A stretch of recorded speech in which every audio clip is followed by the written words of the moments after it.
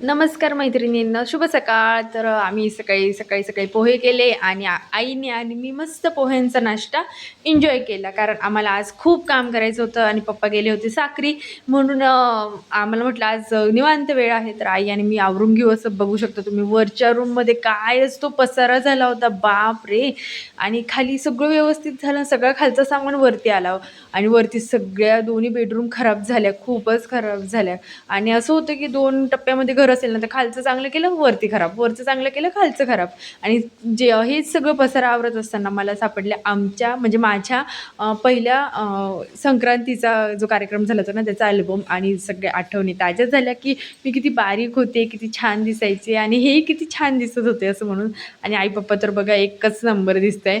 आणि असं वाटलं की अरे बापरे, किती वर्ष होऊन गेलं कार्यक्रम होऊन. आणि बघा अशा प्रकारे मी सगळा रूम क्लीन करून घेतला. पहिले आमचा बेडरूम केला आणि आता भाऊंचा बेडरूम क्लीन करायला घेतला.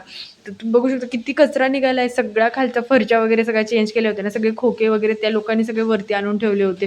आणि हा पसारा बघून तर मी एकदमच हँगओव्हर झाले. आणि बघा लगेचच मला एक अजून जुनी आठवण सापडली, ती म्हणजे आई पप्पांचा फोटो.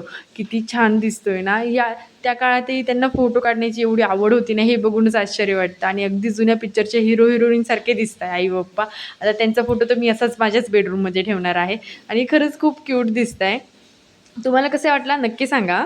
आणि तेच काम करता करता थकवा आला होता आणि तोच थकवा घालण्यासाठी मी ऐकत होते हे गाणे.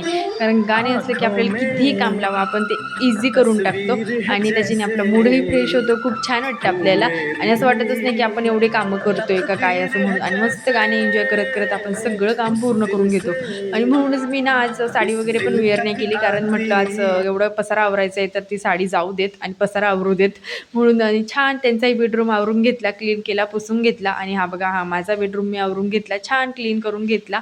आणि फायनली माझं सगळं 2-2.5 तासात आवरून झालं. आणि खूपच थकले होते मी. आता खाली जाऊन फ्रेश होते, जेवण करते. बाय.